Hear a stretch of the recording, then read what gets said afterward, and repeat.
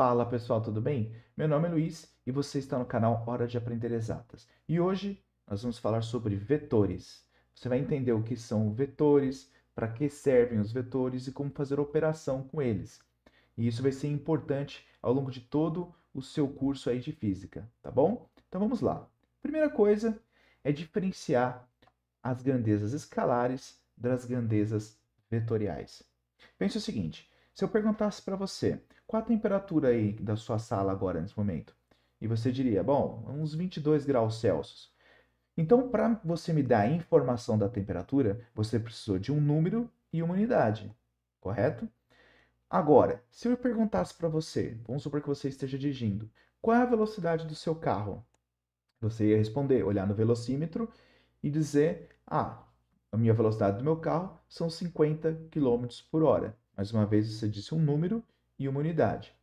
Só que no caso da velocidade, além disso, eu preciso saber para onde você está indo. E algumas grandezas físicas necessitam esse para onde. E é justamente o para onde que são chamado, que a gente vai usar, né, as grandezas chamadas vetoriais, porque para elas eu vou ter que definir uma direção e um sentido. Então, por exemplo, no caso do carro, você ia dizer: ah, a velocidade do meu carro é 50 quilômetros por hora, a direção horizontal e sentido para a direita, por exemplo, certo? Então, em física, você vai ter que distinguir essas duas grandezas. Você vai ter grandezas escalares, em que você só precisa de um número e uma unidade, e você vai ter as grandezas vetoriais, em que além do número e da unidade, você precisa também da direção e o sentido. Ah, ok, professor, mas como é que eu diferencio? Como é que eu vou saber quando é uma grandeza escalar e vetorial? Só pelo experimento, tá? Não tem jeito. Você vai fazer um experimento no laboratório, por exemplo, e saber se aquela grandeza que você está trabalhando é escalar ou vetorial. Perfeito? Na maioria dos livros de física já vai ser especificado. Então, por exemplo, força, velocidade, aceleração já vão ser classificados como grandezas vetoriais. Perfeito. Mas como é que a gente representa, né? Então já sei o que são as grandes vetoriais, mas como é que eu vou representar isso no papel? Através dos chamados vetores, tá? Em matemática, eles têm uma definição um pouco mais formal. Mas aqui para a gente vai trabalhar com segmentos de retas, tá? Então essa setinha verde aqui, ó, um segmento de reta orientado. Para eu desenhar esse segmento de reta, eu precisei traçar aqui no fundo ó, um pontilhado. Esse pontilhado, que a gente chama de reta suporte, ele que dá a direção do vetor. Então, por exemplo, nesse caso aqui é a direção horizontal, tá? Agora, essa seta também tem uma orientação. Eu coloquei uma pontinha aqui. É um segmento de reta orientado. Isso é para indicar o sentido do vetor. Então, já tem a direção horizontal e o sentido aqui, que está na extremidade do segmento de reta, é para a direita. Então, isso, por exemplo, é o sentido. Só que esse segmento também tem um comprimento. É isso que a gente denomina de módulo do vetor, tá? Então, por exemplo, quando eu falei do exemplo do carro, você disse, 40 quilômetros por hora, você está dizendo o tamanho da seta, o tamanho da seta. Mas você também precisa dizer a direção, que no caso aqui é horizontal, e o sentido para a direita. Muito cuidado com a notação, tá? Muito cuidado. Quando a gente usar assim, ó, do jeito que está aqui, ó, o vetor V com a setinha em cima, eu estou dizendo para você essa estrutura aqui. Esse símbolo indica essa estrutura, ou seja, o vetor mesmo, tá vendo? Então, quando você tiver com esse símbolo, você vai estar especificando a direção e o sentido e o módulo. Agora, se você colocar assim, ó, só com o módulo, perfeito? Só o módulo do vetor, você está falando do comprimento da seta. É o comprimento da seta, tá? Então toma muito cuidado com isso, com a anotação, para não confundir. Bom, mas tudo bem, já entendi o que são vetores e como que a gente desenha os vetores. Mas como é que eu faço operação com eles? Vamos começar com uma operação que é a multiplicação desse vetor por um número, tá? No caso, um número real. Então, o que que acontece se eu multiplicar esse vetor por 3, 5, menos 2? Seguinte, olha aqui, ó, tem o vetor v. Quando eu multiplico esse vetor por 3, por exemplo, aqui, eu estou fazendo o seguinte, eu estou aumentando em 3 vezes o comprimento dele. Mas lembra que a gente falou que o comprimento dele está relacionado com o número, né? No caso do carro, era 40 quilômetros por hora. Então aqui é a mesma coisa, eu estou multiplicando o 40 por 3, porque o comprimento do vetor representa um número. Então eu estou multiplicando por 3 vezes o tamanho dele. O que você tem que tomar cuidado é se você multiplicar por um número negativo. Por exemplo, aqui no caso, menos 2. Aí você está multiplicando por 2 vezes o comprimento dele, né? Estou pegando aqui, ó, aumentando em 2 vezes o tamanho dele. Mas o negativo indica que eu estou invertendo também o sentido do vetor, tá? Então toma muito cuidado. Matematicamente, o que significa? Que toda vez que eu multiplico o vetor por um número, aqui no caso o alfa, o módulo vai ser aumentado pelo módulo de alfa, né? Que no caso aqui é 3 e o menos 2, então aqui aumenta 3 vezes, aqui aumenta 2 vezes. A direção não vai mudar, vai continuar a mesma direção, só que o sentido você tem que ficar atento. Porque se esse número for positivo, ele continua no mesmo sentido. Mas se esse número for negativo, o sentido do vetor vai ser invertido, vai ser oposto, tá bom? Ótimo. Agora, eu também quero fazer soma com vetores, né? Como que eu vou fazer? Vamos pegar o caso mais simples, quando eles estão na mesma direção, que é esse caso aqui, ó. O que que eu tenho? O V1, né, para a direita, que é direção horizontal e sentido para a direita, e o V2, que também está na direção horizontal e sentido para a direita. Somar os vetores significa eu grudar uma setinha na outra, ó. Então, o que eu estou fazendo? Quando eu somo, eu estou pegando a seta resultante dessa soma. Então, estou pegando o comprimento total. Então, nesse caso, e só nesse caso, eu vou poder somar direto, como se fossem números, né? Então, se aqui é 10 quilômetros por hora e esse daqui é 20 quilômetros por hora, o vetor resultante, a soma dos vetores, é 10 mais 20, que é 30 quilômetros por hora. Simples, né? Agora, o que você tem que tomar cuidado é que se tiver invertido. Tá vendo? Aqui o vetor V1 ele tem direção horizontal e sentido para a direita. Já o V2 ele também tem direção horizontal, que eu só estou somando vetores com a mesma direção, mas sentido oposto, para a esquerda. Nesse caso, o que você está fazendo é tirando um pedacinho da seta, né? É como se eu pegasse pegar o V1 aqui, ó, eu quero tirar esse pedaço dessa seta aqui, que está representado aqui embaixo. O que sobra é o vetor diferença aqui, né? Que a gente chama de soma de vetores do mesmo jeito, tá bom? Então, basicamente o que você está fazendo é pegando os dois módulos, subtraindo, tá? E pegando o módulo desse valor. Perfeito? Vamos lá.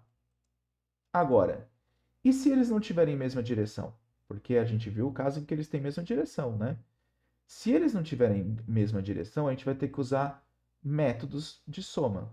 E eu vou começar pelo método polígono, que também é chamado método elefantinho. Você vai entender por quê. Então eu quero somar esses vetores V1, V2 e V3. Aqui nesse caso, eu não posso fazer uma soma matemática, né? Tipo 10 mais 20 mais 30. Não posso. Porque eles têm uma informação aí que eu não estou levando em consideração, que a direção é diferente, o sentido é tudo diferente. Tá? Então, o que que eu vou fazer? Como funciona o método do polígono, ou método do elefantinho? Você vai pegar o vetor V1, e vai ligar com o vetor V2 e vai ligar com o vetor V3, com o vetor V3. Então, você vai ligar um na bundinha do outro, por isso que chama método elefantinho.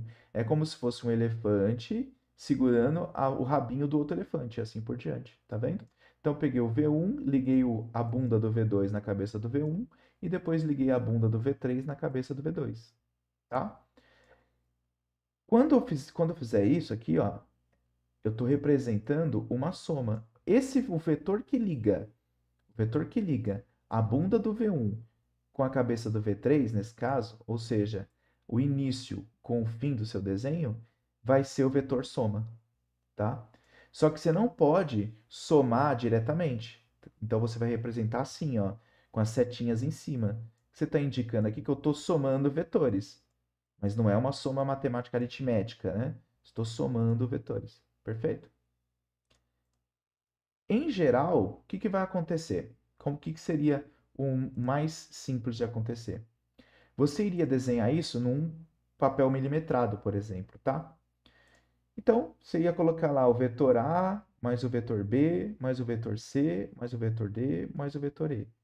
E aí você ia olhar a escala de onde você desenhou, porque quando você desenhou esse gráfico aqui do vetor, você sabe quanto que vale cada quadradinho. Vamos supor que vale 1 km por hora. Então, esse aqui tem 1, 2, 3, 4, 5, 6 km por hora na direção vertical e sentido para baixo.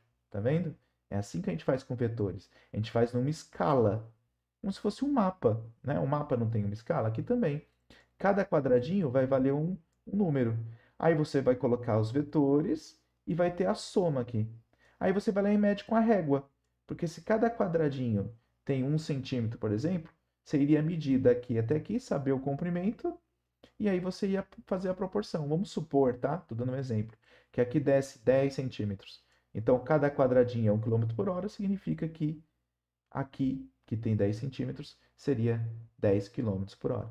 É assim que a gente trabalharia com vetores, usando o método gráfico.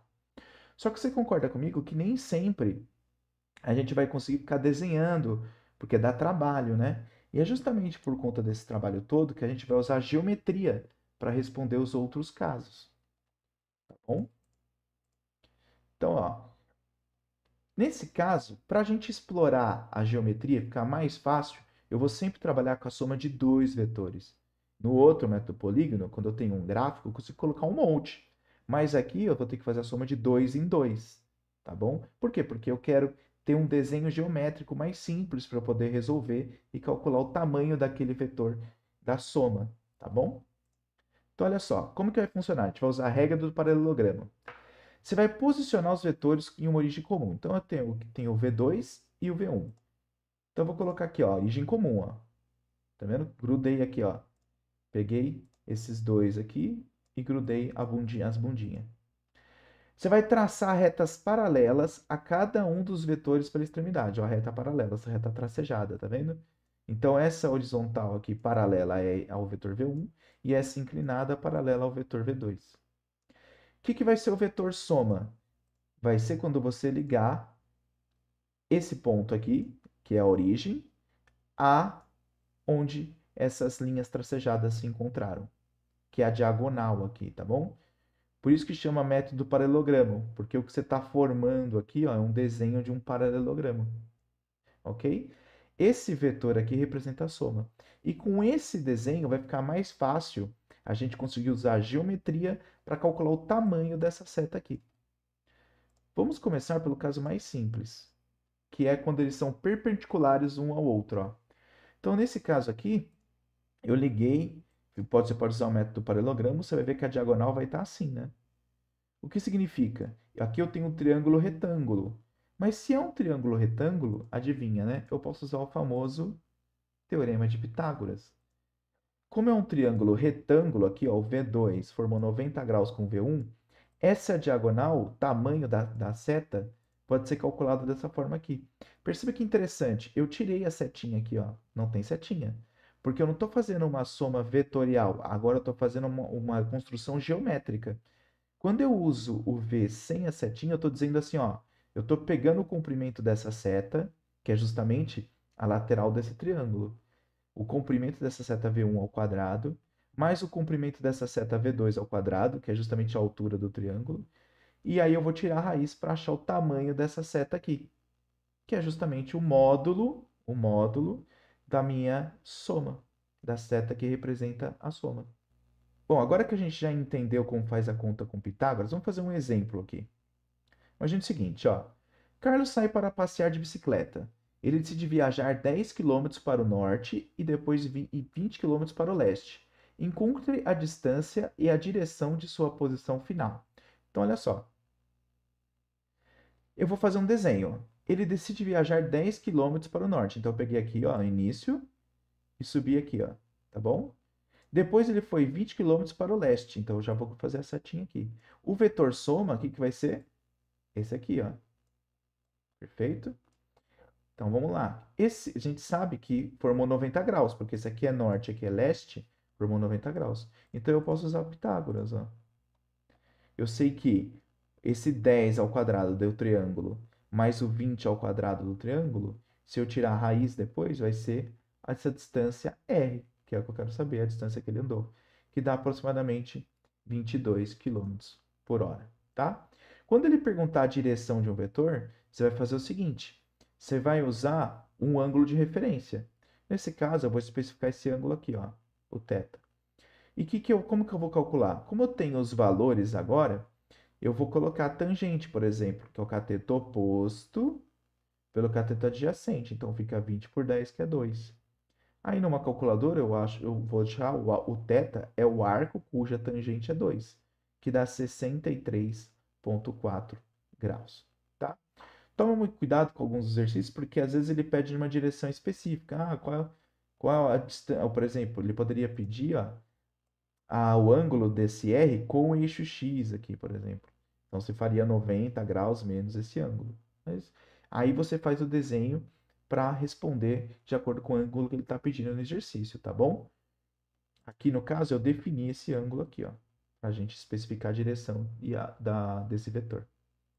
Aí você pode perguntar o seguinte: tudo bem, eu entendi o caso em que eles têm 90 graus entre si, aí é só usar Pitágoras. Mas e se não for, né? E se for um ângulo qualquer?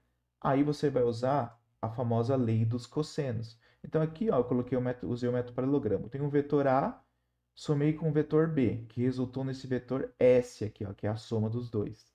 E o ângulo entre A e B é beta. Como é que fica a lei dos cossenos? Esse S ao quadrado, tá vendo? Estou explorando esse triângulo aqui, ó. Esse triângulo aqui, ó. S ao quadrado é igual a quadrado. Aí quando a gente estou falando do A, eu estou falando do módulo, tá? Ou seja, o tamanho da setinha. O tamanho de S ao quadrado, mais o tamanho de A ao quadrado, mais o tamanho de B ao quadrado, mais 2 vezes AB vezes o cosseno de beta.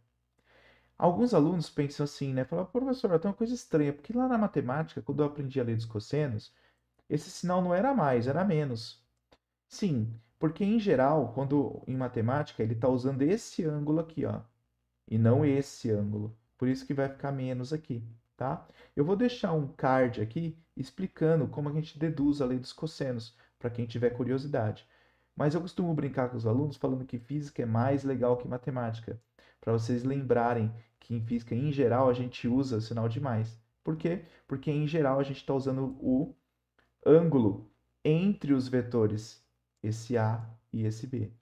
Tá? Se ele deu esse ângulo aqui, que é o que acontece em geral em física, então você pode usar mais aqui, porque esse ângulo é o suplementar, tá bom? Qualquer dúvida é só ver o card.